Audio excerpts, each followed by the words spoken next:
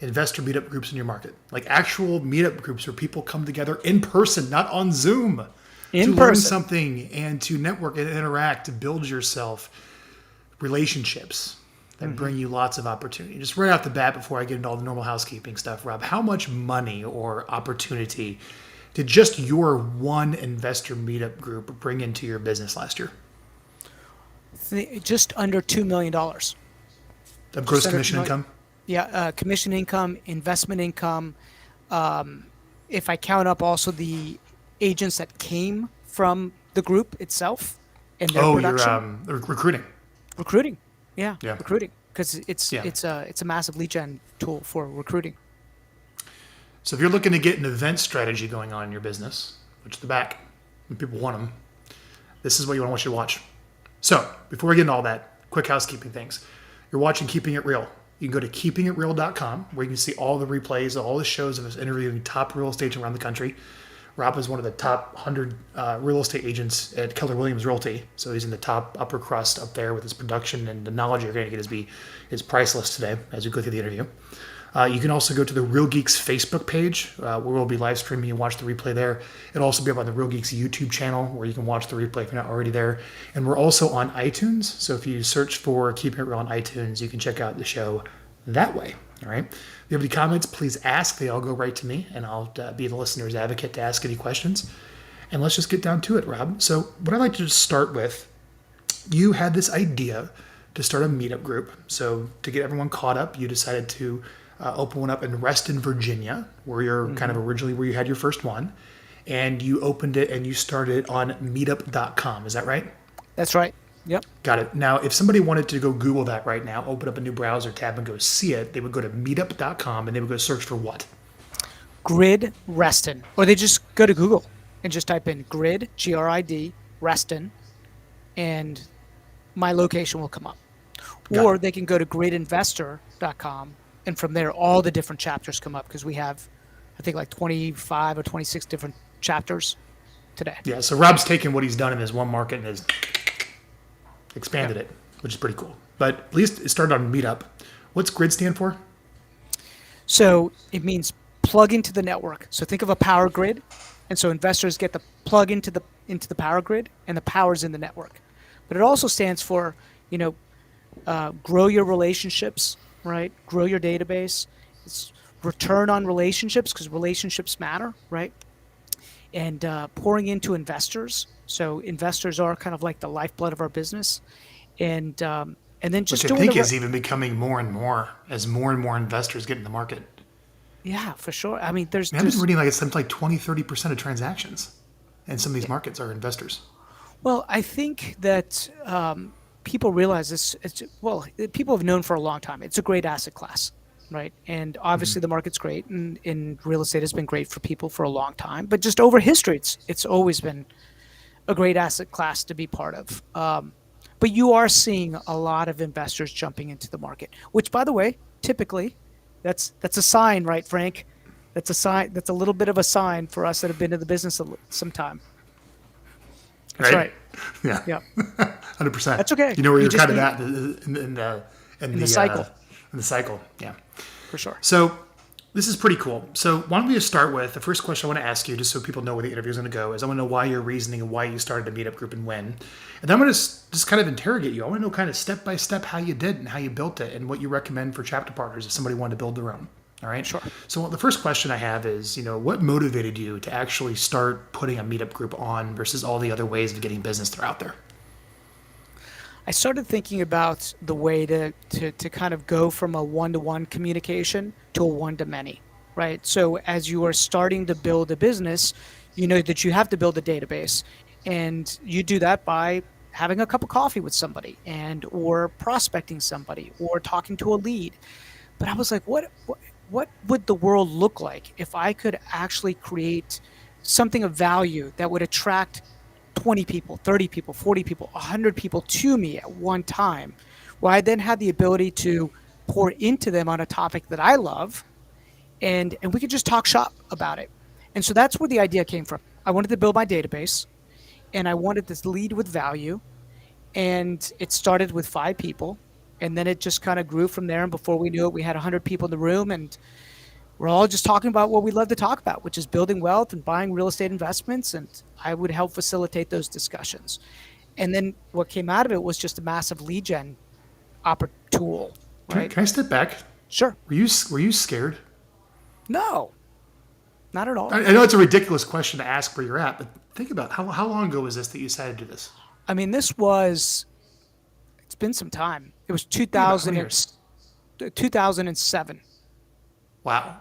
Okay, Yeah. I have to do math. Yeah, it's like 14 years or something. 15 years, 14 Yeah, years? 15 years. Yeah. I mean, really though, 14 years ago, where you were at, were you scared of public speaking and leading a bunch of strangers and putting this on? I mean, that's a kind of a big step for a lot of people. I just want to address that right away. Yeah, I found that if you love to talk about something and you've put in your 1,000 hours, 10,000 hours, then fear, I don't know. I just that never worried me. It's just because I was going to talk about something that I loved. You were just so excited to get in a room of people like yourself that you wanted to build it. Yeah, yeah, yeah. I wasn't scared. The only fear that I had was, what if nobody comes? I was Oh, like, no, it's everyone's fear, man. what if I do this and They'll nobody? never leave you. Even Yeah. at even the biggest events, when you sign the big contracts, what if no one shows up? What if nobody shows up? Right? And it's me Yeah. and it's crickets. That was So the you only put this, so you make this decision, you want to hold an event. So you go to meetup.com. Tell us what you did and what you said on there and kind of how you Sure. set the thing up. Okay.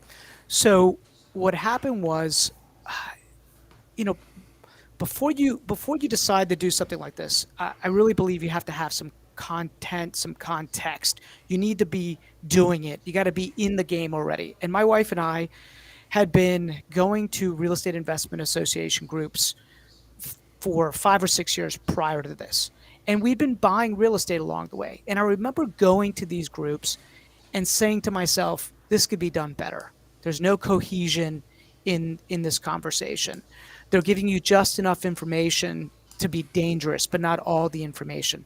Because the way the model works was, hey, I'm going to give you just enough information, Frank, and to make you dangerous. But if you want to learn more, you can buy my course in the back for like 5,000 There's bucks. this Right? huge back end of upsells. Yeah, and so I was like, that doesn't feel right. I'm a deal maker. What if I just gave the information away for free so we could do more deals? And then I was like, but what would an investor need to know first? And I sat down, and by this time, my wife and I had been buying maybe 20 to 25 houses a year for several years in a row. And we were just So you had a lot of fixing- credibility and confidence. well, we had done a lot of things right, but we'd also done a lot of things wrong, right? And I remember thinking, if I could help people not do some of those wrong things, if I could guide them a little bit better, and let's just mastermind around it. So I did have confidence around it, and we just started. I said, well, what would I need to know first? And I was like, well, I need to know the concept of wholesaling, because it's just a foundational concept of the business, because you need to know what ARV is after repair value. You need to know construction costs. You need to understand how you're going to make a margin on that. So that'll be kind of like a foundational topic, and we'll make that January. And then every month we built on that another So concept. one meeting a month. One meeting a month. How long? That's right. But 3 hours, 2.5 to 3 hours. Wow. Yeah. Yeah. Yeah. This is a meeting. Well, what happens is you spend about an hour to an hour and a half on a topic, and people get really into the top. You get 30 minutes of intros, because I wanted people in the room to learn who is in the room. I wanted Yeah, to so you give go them a around, platform. and then you bring a speaker up, which is probably you with a prepared topic. Yeah, we would have a topic, and the Aren't you topic was scared gonna of other investors taking your ideas in the same market? Giving all this away? people would ask me all the time, why are you teaching your competition? And I never saw it that way. I saw it as co-opetition, because the wholesaler needs the rehabber, and the rehabber needs the wholesaler, and the hard money lender, is there for both of them. And the agent, like I had no fear of it. There was just so much business, right? And people tried it, and they stuck with it for maybe 6 months, and then they fell out, because this takes consistency. Think about It's this, hard. Frank. I've run it the first Tuesday of every month for the last 14 years, and we've never missed. Ever. Have you been at all of them? 95% of them. Yeah. Yeah. And I have a buddy. Wow. So my Mark Beckett, my Yeah. business partner, and I, we would cover for each other. What time do you hold them, and where do you hold them? I'm just curious. So, First Tuesday yeah, of every month, two and first a half, Tuesday, 3 hours for 6:30 at 14 night. years, 6:30 Yeah. at night 6:30 at night. Right. till In 8 our till market 9, center. 9:30 Yep. in your market Sometimes center. So they 10, come to 10:30 your. to my office. Yep. And we Has it been a just, problem holding that at like a branded brokerage versus a more neutral location? no, it's so interesting. Not at all. I thought that it might be in the beginning, but people don't care. And what's interesting is that 20% of that room are typically agents from other brokerages. You have to be Um, killing it with recruiting. But yeah, like one day my office called me and said, "Hey, you've got like 22 people in your first line. Like, how did you do this? Like, where did?" And I hadn't even noticed because investors were coming to me or people getting started, and they would say, "Hey, should I get my real estate license?" And I was like, "You should absolutely get your real estate license." And they're like, "Well, I heard Yeah. it's a conflict." And I was like, "Well, there's no conflict unless you're doing something illegal, right? And you got to And you disclose. That's fine. right, and you got to disclose, and it's not a big deal. People don't care. It was never a problem for me." And they're like, "Okay, great." And I got to think a lot of the market centers or brokerages don't teach classes on investing, at least not consistently with a passionate person. That's just not their game. It's more listings. So to have that message, It's a anyways, no, different it's, message. Yeah, it's no, a it's different interesting. message. Yeah, Yeah.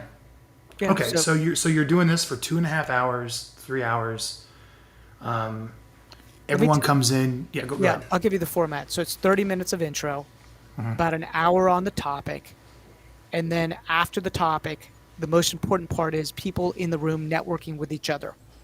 So what will happen is in the beginning, everybody noticed like who was the hard money lender or who was the wholesaler or who was the rehabber, and I made sure that they noticed and I edified them. And I made sure that you said, "Hey, Frank in the back is a private lender. If you're looking for money, you might want to talk to him." Right. And so once the topic was over, people would go talk to the people in the room that they had an interest in talking to. And I made sure that I was a power connector, that I was helping them build their database. That's why it got really sticky, right? Because it wasn't, Well, well, you're a good leader. yeah, we were facilitating those relationships. And what I learned was that I pulled people into the conversation. So it was never a monologue, Frank. It was always like, "Hey, Frank, I heard that you just did this condo conversion in DC. Tell us a little bit about that. How did you do it? How did you find it?" Right? So I made sure that I made my members part of the experience in the discussion, which, of course, everybody wants a platform. So I gave them a platform Yeah. to be able to show what they were doing. And we celebrated successes in that process. I mean, these are mastermind groups, man. Like I 100%. haven't had the word hasn't mastermind come up, but that's what this is. You're treating it as such. 100%. It's not your typical, let's just network and here's a brownie and a drink and figure it out. There's Definitely not. intros, there's a presentation, and then it's a mastermind. It's a mastermind. And I learned just as much from the people in that room and they learn from me, right? Because there's people in that room that are doing some amazing things, right? So you set this thing up on MeetUp. You know, you give me some of the words you used. Sure. Like someone's on MeetUp right now watching this. All right, give me some messaging guidance. Yeah, this is interesting because I've learned through this process. I mean, I set it up and it was perfect right in the beginning. And I say perfect in the beginning because I already knew the language that attracted the investor. Message. Right? Yeah. The message. But when I've had agents want to learn or talk about this, they don't know the language. They don't understand like what wholesaling is. So we might say, come learn how you can buy real estate without ever owning it, right? How you can control real estate without ever owning it, and making money in the process. Learn the art of wholesaling, right? Or come learn about how to do creative financing and lease options and subject twos, right? And so your creative investor is going to be like, "Oh, I want to learn about lease options and subject twos and creative financing." Or we might say, "Come be the bank. Learn how you can become the bank," right? Instead of going to the banks. I'm like, This okay, is well, like in the description of MeetUp. that's in the Like description. the sales letter of why you should Yeah. come. And everybody can go to Grid and they can look at all the topics that I have, Yeah. and they're all, you can see all the past topics, all the future. Well, a lot of the topics. messaging will be just on the current MeetUp group that you have right now to model. Yeah. It's all there, Easy. right? They can just, Yeah. they can just look at it and copy Okay, it. so you set this thing up, you do it at your brokerage, or you do it at your mortgage company or title company, or wherever you want to do it, right? That has some space. Yep. All right. And now it's online, but no one knows about it. You're like, oh, I'm going to do my first one. What's next? So you want to get it out to all the channels that you possibly can. So just think of what you should already be doing in your everyday business, right? If you got an email distribution list, you're sending it out to that list. You should be putting on Facebook, Instagram, TikTok, everywhere, right? Every single month, everywhere on your signature, and then you want to make sure that this is really a list building exercise, right? So you're putting people in and you're emailing people out and you're just feeding this machine constantly and showing snippets and clips of what happened that month in the actual room. Oh, slow down. So you're recording all these. Yes. So we're in a hybrid, and we've always recorded them, but we're in a hybrid environment. So we will be presenting. We use the Owl, by the way. Have you ever heard of the Owl? It's kind of cool. I heard, yeah, it's the 360-degree camera. Is Yeah. it worth it? It's worth it. It's totally worth it. All right, cool. Because All right. we can now have a live presentation, but people can also be online. So and you they also can do a live stream to attend. Correct. We live stream Got to it. attend. And then and you're recording. Sorry. Yep. I'm just so interested. I'm really interested in this. We record it, right? We record it, and then then our media department puts it on our YouTube channel, and it sits on our YouTube channel, and everybody could do it, and we could always direct people to those different videos, and we have hours of archives of videos for people to watch. We now collect that from all of our partners across the country, and we kind of chop it up and make it look a little bit prettier, give it back to them so that they can post it out to their newsletter, their email list, all the rest. So Yeah, but it's so nice because when you're trying to create content to publish, it's like, oh, I have to go create these other videos. But if you just record the very meetup, you have your content there. Question, are you editing up the owl footage or do you have like another video person there recording it? So the owl footage is a little grainy, and Yeah. we're not, and so what we've done is we have another, believe it or not, we're just streaming through our phones. Like our phones are pretty damn good, right? Yeah. And then they're editing that video through our phones. Got it. Beautiful. Sweet, man. Okay. So send an email out to your list, post it on social media, go out and invite people. People go to meetup.com. They click they're going to attend. I mean, I would assume, again, I never used Meetup. I'm just assuming how this works. I'm assuming you get a notification of registration. Is there anything you do once you see some stranger or someone registers to make sure they actually get a button seat? Yeah, so what happens is when somebody registers, they're a separate list in the platform itself. It says, okay, hey, here are the people that registered, and then we're constantly pinging them up into the actual time of the meeting, right? And then we'll send an email that says, hey, if you're new, come up and say hi to Rob, right? And I want to make sure that I'm always engaging people in that process. I want them to feel like it's their home, their place. They're not just another face in a crowd. Like I want them to feel welcome to the group. And I want them to bring people to the group, by the way. So that's part of it. When I'm in the group, I'm saying, hey, the power's in this network. The larger the network is, the more opportunity there is for everybody. So if you know of somebody that should know about this group, come to the group, and we're going to freely give you all the information away for free. So if you have questions, there's like no question you can't ask, Frank, that we won't, try to provide an answer for if we know the answer. So, so all the people that register are going to get updates along the way, and then when they come into the room, I'm going to make sure that if it's a face that I don't recognize, that we're going to, I'm going to go up and introduce myself, and I'm going to give them a little platform. Like everybody in the room is going to have just a 10-second elevator pitch. Hey, I'm new, right? I'm here for the first time. Or, hey, I'm an experienced wholesaler. I've got 3 deals that I want to wholesale. I give everybody the opportunity to do that real fast. And what it does is that it builds a community, right? This is very different than somebody just teaching a real estate agent class or an investment class, right? This is a community, and you see the same people come back over and over and over again. And then some people leave for a couple years, and then they come back, right? Like I had this Yeah. one investor that they came in with no experience, and 2 or 3 years later they come back in and they're buying 40 houses a year, and you're just like, dude, okay, let's give you the floor. How did you do that? How did you scale the business?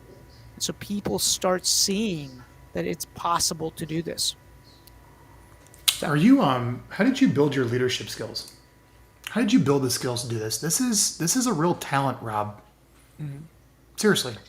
Time on task over time. I think like little by little, I just said, I want to get in front of a room and have a discussion with people about this. And when you don't claim to be an expert, you don't have, you know, it takes the pressure off. Let's just have a conversation.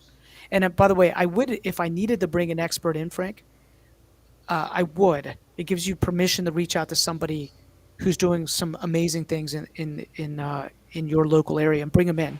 And I just wanted to facilitate conversations. I don't know if it's a leadership thing. I just it was a Well, you also curiosity have thing. you also have no fear. It was a curiosity thing, Yeah. right?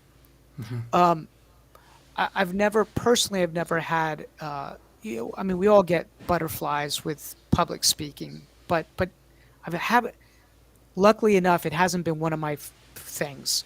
Like I feel like if you bring energy, you bring sincerity, you bring value, you're authentic. We're just gonna have a discussion, and my job is to bring value. And if I bring Yeah. value in the conversation, so let's talk about how to provide value. I think that's important, right? People forget this. So this is where you're going into building your confidence. Go. Yeah. So the way you provide value is you help somebody make money, you help somebody save money, or you make smarter, right? You're trading in information that makes them smarter. If you can help families make money through real estate investing or somebody, like they're going to value that. You go from being a transactional agent to being a transformational agent, right? Because people don't look at you anymore if because remember, I started as an investor and I moved to the agent business. And I always say I'm an agent on the outside, but I'm an investor on the inside, right? So I'm an agent that helps people, families build wealth through real estate. And if I can help your family make money and I could change your family's financial path, then I've created value for you. And in that process, if I could also give you tools and tactics to help you save money in taxes or bring people in that can help you save money in taxes or save money with different tools or programs. Or by the way, you don't need to go buy the $60,000 program. I'll give it all away for free here in this room, right? So that's valuable. Or if I could give you information that's just going to, or a relationship, right, that's going to change your life, like you're going to find that valuable. And if you run a group and you do those things and you provide relationships that add value, you provide information that adds value, you help people make money or save money, like it's easy at that point, right? It's like people are going to want to be part of it. So you have to lead with giving, right? So this goes back to the whole book, The Go Giver, or if you're a Gary Vee fan like I am, jab, jab, right hook. It's the same philosophy. And so ultimately, what I would always tell people is the reason we don't charge for these things is because we're deal makers. We want to do deals with you. So Frank, I'm going to give you all the information that I know so that you can go do deals. And then if you've got questions or if you want to partner, I want to partner with you. I want to lend you money on that project. I want to JV with you, or just bring me the deal and you can wholesale it to me and I'll pay you a fee, right? So we're building long-term relationships with people. And I'd rather, earn a $50,000 renovation, fee versus, the $5,000 I would charge you for this information. Like, let's do deals. We're deal makers. So our Love it. model's a little bit different than the RIA model, which is designed to kind of sell you stuff. Yeah. Makes so much sense. Yeah. Okay. You hold your first event, you record it, you get a little bit of content. Maybe you invite a speaker in, so instead of being the creator, you're the curator. You ever heard that? 100%. So instead of being the creator and you're the one speaking, you can curate, other people to come in and speak, recorded. All right. gets chopped up and you post different things online, all with the call to action leading back to join my next meetup, right? That's right. So you kind of get the word out to your existing list and your existing connections on social media, and you ask the people that attended, hopefully if they can share it too, right? Yeah. But I'm curious, like if you could make a list of like all the different professions that could be in here. Oh, Let's think about like list building. Let's think in terms of, if I could, you have your Mets in Keller Williams. They teach about your Mets, right? Your existing database to promote it, to get people to come, or your existing social followers, or maybe even getting referrals by getting people that come to bring a friend or post online. But also you have your habit Mets. What would be the segments of building the best habit Met list? So your meetup group, like you could proactively reach out to them cold, where this meetup group, like all the players in town eventually showed up to. Mm-hmm. What would be those segments? What would be those job titles or types of people or whatever you go after? Yeah, I think you go after investors that have done multiple transactions. So let's just say 3+ transactions in the last year. So you're hitting a very targeted list that's already doing things, right? Mm-hmm. You can get that list by probably calling the title company. Calling the title company. There's different software tools out there that there's Privy, right? Privy is one of them. I don't know Privy? if you've heard. Never heard of Privy, it. Privy, right? Mm-hmm. Privy is actually really good. It's almost like an MLS for people that are not licensed, but it gives you who's done deals in certain areas. It's a great tool, by the way. What else? Cool. PropStream is another one, right? That can give you some of that data. Property radar. Okay. You I ever heard don't of know them? that one. Mm-mm. It's the PropStream competitor. Okay. Yeah. And so there are tools out there that you can extract this data and then add them to the list. Your local banker. I mean, money is important in this business. So you go to all the small regional banks. You can pull that data. You could find them either on LinkedIn. I don't know if you could find them on PropStream. I've never checked. Yeah, you can probably get a list of there's probably a government website that will tell you all the small community banks, and then you want to call them and figure out who the senior commercial loan officer is. Sure. Construction companies, right? Construction companies benefit tremendously. If they're licensed in your state, do you have to be a licensed contractor in Virginia? Yeah, absolutely. In Texas, you don't? Really? Yeah. That's crazy. Yeah, because normally you can go online and go to the Department of Labor's website and pull the list that way of all the licensed contractors, but in some states they don't even have it. Yeah, here you could go to Depor and you could pull it all up and get a list of all the contractors, right? Google is also your friend for anybody that's actually doing Manual anything. list building. All the manual list bits, but you can get a virtual assistant to help you manual list build that, right? Easy to find who the hard money lenders are in the area. So you could find all the hard money or private lenders in the area by manually list building as well. That would, you just get a virtual assistant, type in hard money. You ever use ListSource? I have To not. figure out who. So ListSource is a core logic product. It's like the bee's knees. Because core logic is the Sure. the big daddy of all the MLS data. Their consumer product is called ListSource. And you can go on there and figure out who has first position, second position liens. On all cash deals or something like that. That'd be a great way.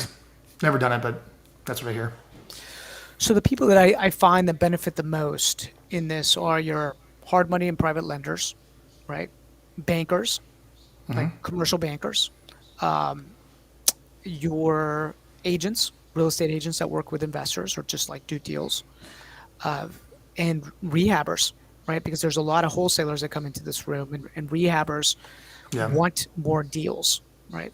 And so, and then I'm thinking other industries, you think of all the periphery ones, like anybody that touches it, junk calling, home inspection, like traditional lender, like all of them benefit. Like everybody, every business should be in there, right? Yeah. That touches a house. They should all be there, for sure. I'm gonna throw another list in there, man. Okay. Accredited investors. Oh yeah. Yeah. I would go pull, and you can actually go purchase this, a list of accredited investors that have a propensity on the model to actually invest in real estate, have a certain net worth. I invite them too. Might want to get out of the stock market. Maybe crypto isn't your thing. Maybe you want to buy real estate, I mean, right? I think that's why we're seeing. Do you know how to get so a many list investors of? buying them. Yeah, no, yeah, pulling out of the market, and but yeah, I do that. Have you ever thought of getting? Do you know how to get a list of limited partners in complex deals? How would you do that? I'd go to title companies, but I'm not sure the title company would actually give me that data. Now that I think Yeah, about it, because that would yeah, be the I don't holy know. grail of probably investors. Of here's people Hmm. in limit. Here's the limited partners Hmm. in projects in town. Hmm. And inviting them. I would love that if you can get that. What's interesting, Frank? I have one of. Well, you probably know. Do you know Carrie Scholl? I've Carrie Scholl heard the of Dan name. Lessing.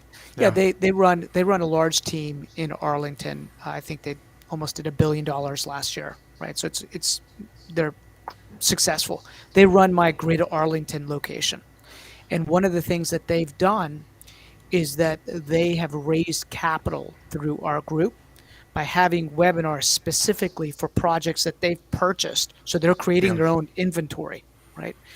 And they'll run our traditional playbook, and then what they'll do is they'll have a essentially, almost like a capital raise on one of their projects, and they'll say, "Come into our webinar. We'll talk to you about this project, and we pay a 15%, pref on it." yep. And That's good. they, it's really good. That's good. They Yeah, don't do like the 8%, that's then the short for a waterfalls. preferred return, so you get paid Yeah, before anyone else. Yeah, yeah, 15%, and they yeah. just make it really simple. They just say it's 15%, right? Interesting. What else am I missing, man? So let's see if we can put this together. Yeah. One meeting a month, Mm-hmm. a little longer than expected. 2 3 hours for the reasons you shared. Done consistently. Put it on Meetup.com. All right, and you can go check out any of the meetups that you have for grid of what kind of you say on there and how it looks. Yep. Email it to your database to invite people. Post it on social media. Use your own list. But then you can also start building lists of the people that maybe you'd love to have there as your target someday, and start some type of outreach campaign or invite campaign with mail or whatnot to work your habit meds as well. All right. Record them. All right. And then chop it up into content that you promote further. So it's always kind of going out. But also maybe do it at, you don't have to pay for space, because I'm sure any brokerage would love to have you hold these there, not even your own if they Sure. didn't, because you're going to bring a lot of agents. Yeah, or Right. mortgage company or title company. Yeah. Yeah, Yeah. yeah. I don't Or have at to the pay for the mortgage or space. title company for the space. Sounds great, and just a long-term way to stay in touch. What's missing from the whole package of I doing a think great meetup group? I think it's the follow up afterwards. Okay. It's an important piece, right? So let's say, Frank, you come into the group, and in your introduction, you said, "Hey, I'm an engineer. We've got a lot of engineers in this area. I'm an engineer. I own one rental property. I'm looking to buy more properties because I want to stop working for the man in engineering." And it's the follow up after the meeting. So what would happen is the next day, I'll call you up and I'll say, "Hey, Frank, thanks for coming to the meeting. Great to see you. Right? Great to see you. I'd love to get a cup of coffee, learn a little bit more about what you guys want to do, what you and your family want to do." And then we'd go grab a cup of coffee, become their friend, right? Learn about what they want to do. And then depending on the business that you're in, right? If you're an agent, obviously you can monetize that several ways. Like, you can them sell their traditional property. You can help them buy their next property. You can help them buy another investment property. Maybe they need to borrow money on a project that they've got going on. So you have to think about how you're going to monetize it. I'll tell you what not to do. This is actually really important. When I first started my group, I was an agent and obviously an active investor. And I people I found this out one day. Like, you and I, let's say I've met you, you've come into the group, we're friends, like, we have a great relationship, great dialogue, and then one day you go, "Yeah, man, I just sold my house." I was like, "Dude, I could have helped you with that." Like, and he's like, "Oh, you're an agent? I thought you were just an investor," right? Because I've been talking investments the whole time. So I had to learn to do something a little differently. I had to make sure that I was introducing myself as the agent that does a lot of retail but understands a lot of investment, the investment world. And then my business partner, Mark, only focuses on the investment stuff. and he runs our construction investment division within the business. So if you want to wholesale deals or any of that stuff, you go to Mark, right? If you have questions about how to make more money when you go to sell your asset, or if you want to sell one of your assets or anything, you come to me. And I had to make sure that I was telling people exactly what it was that I did. Because if you the message can be confusing if you're an agent in that room and all you're doing is talking about investing, right? Because sometimes they might just see you as the investor. I have, I don't know if you know Leo Pareja, but any chance, like he Oh yeah. owns. Okay, so Leo, Remind. Remind, right? But Leo also is one of the owners of the largest hard money fund here on the East Coast, right? It's called Washington Capital Partners. And Washington Capital Partners runs this playbook in the Falls Church location. And so all they look for are hard money loans. What do you mean this playbook?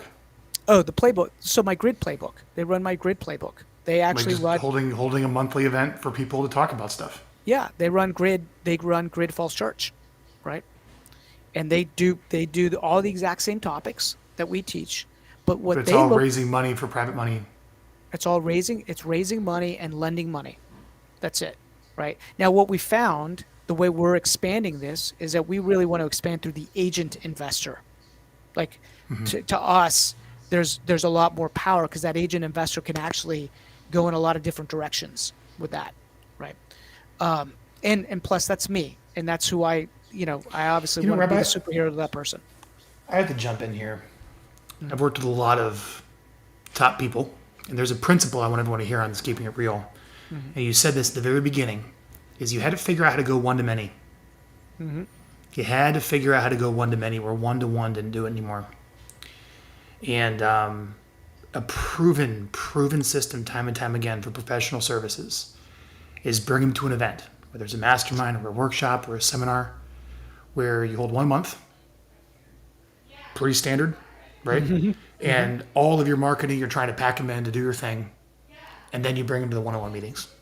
So instead of going one-to-one to one-to-one one-on-one meetings, you bring them to the event first, and you lead with the event because it's so much more easy to market an event. And then it's to the one-on-one meetings, That's right. right? That's right. That's what we do. And I think if you took that away, I mean, even further, there's agents out there that do seller workshops where it's if you're thinking of selling your home, come to my event, I'll teach you.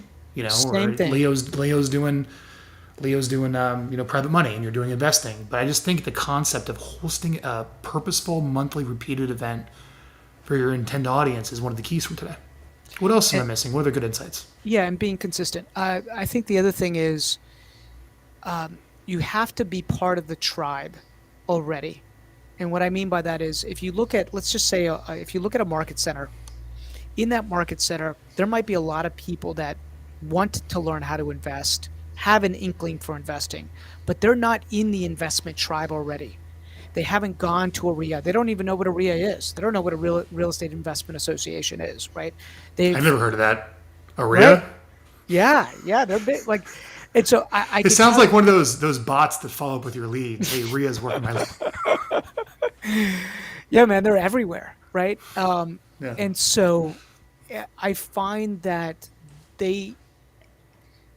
they're not in that community already, and so you have to have a sincere interest in that community, because the group is going to know the difference, right? They're gonna know the difference by somebody that's actually in love with real estate and real estate investing and want to do that. And so you got to learn the lingo, right? Like lease options, subject tos, wholesaling, fixing and flipping.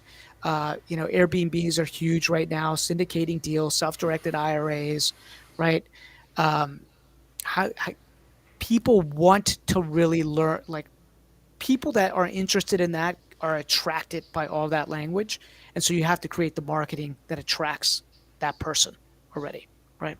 So, we were going into multifamily, and one of the first things that I did is I called like as many commercial brokers as I could. And the first couple of calls, like they just totally blew me off because I was using like ARV, gross rent multiplier, 1% rule. Like I was giving away that I had no idea what I was talking about because I was using single family language. yeah. You know what I mean? Yeah. And then I started studying the language of commercial and realized it's totally different. It's Right? different. It is. And that is important for your credibility, is knowing that and being in it and being able to speak to it A correctly. great a great book on that with commercial. But if you want to make the kind of the transition from like let's say residential to commercial, it's Confessions of a Real Estate. I think it's Confessions of a Real Estate Entrepreneur, right? And it's a great book. The guy's an attorney. And then Everything You Want to Know About Cash Flow is another great one when it comes to multifamily and larger properties, right? It's a really, really Cool. good book, right? Yeah. So I think that's the biggest thing. Like people could smell if it's not authentic, and you have to be consistent. It's just like all good marketing, Frank. Consistency is the key. And Well, every day I mean, you had to plan your vacations around that. You had to plan kids stuff around that in the evenings. yeah, Like you planned your whole life around the first Tuesday of every month. well, it's just one day, first Tuesday of every month. Still, dude, come on. You've planned your whole life for 14 years around one date. There's a lot to be said about Yeah. that. And if I'm go well, I'll give you an example. Like I took off the month of August last year, right? And it's why it's important to have a buddy. I was like, okay, I'm gonna miss the meeting. Mark, you got this meeting? You got it? Do you need me to find somebody to help you co-host it? Because it's kind of like click and clack. You ever hear of click and clack? Like the car guys? Oh no, I'm not a car guy, by the way, right? Here's mine. But the meeting is but these guys were so interesting. They were like Harvard guys that were really into cars, and they were brothers, and they were funny, and one was like played off the other one. And I find that when you have a room that's like that, when you've got two people and they play off each other a little bit, like Mark is very analytical. Mark is the spreadsheets numbers guy, and the people that are high C's in that room like really they love Mark, right? And then people like me that are DIs, like I get impatient with Mark. So I'm like, okay, let's move on. Let's go faster, right? And people laugh. And so it's, each event is an experience. Like I want to create an experience for people. I want them to What, leave what, what do like, you spend on? Do you feed them? Like, no, sometimes we do. Like, oh, here's one thing that we do at the end of the year. so let me before you say that, you're not Yeah, spending much to put these on. no, no, you I mean, could, you there's could work. spend it There's on. work to get people there, and there's work on the follow up. But the actual event itself is not No, really anything other than the space. They show up, right? yeah, yeah, yeah, And the space is free at your brokerage, especially that time of night. yeah. It's free. Yeah. It's low cost, right? Yeah.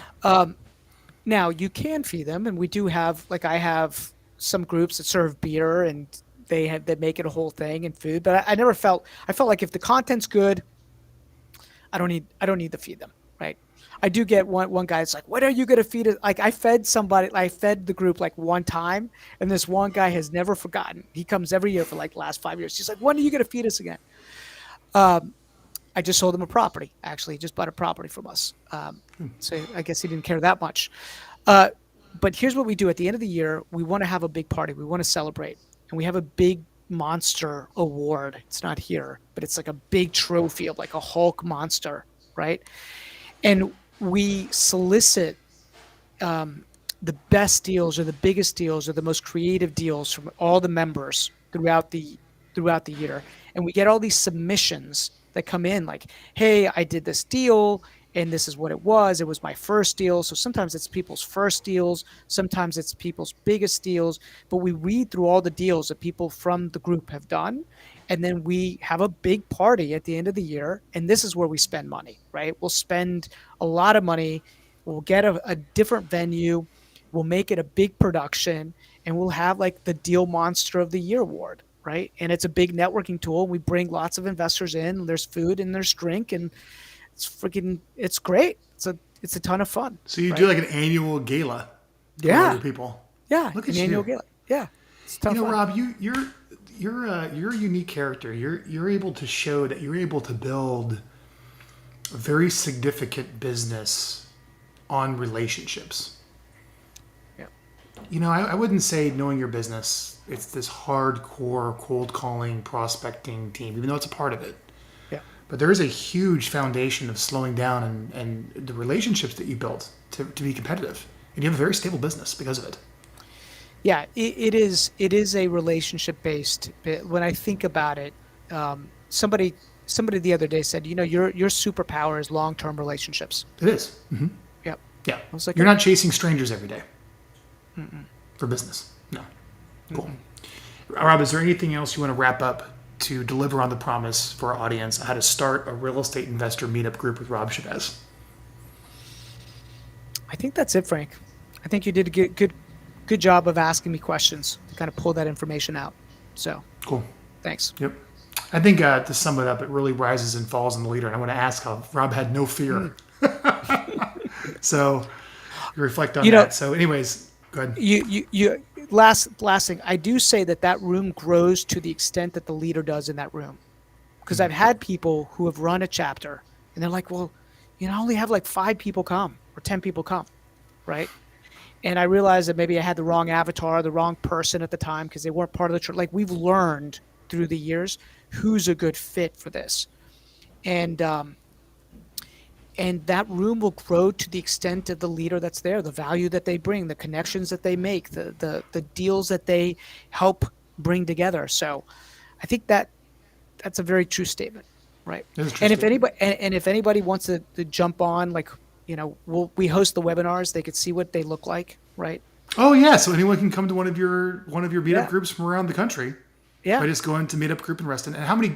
So just so you know, what's your website? Gridnetwork.com. What is it? Gridinvestor.com. Sorry, gridinvestor.com, and you can actually go get yourself and work with Rob and help coach you and train you on doing a meetup group and provide some of the back end promotion of the content, the recordings, and the list building of helping you get something going on.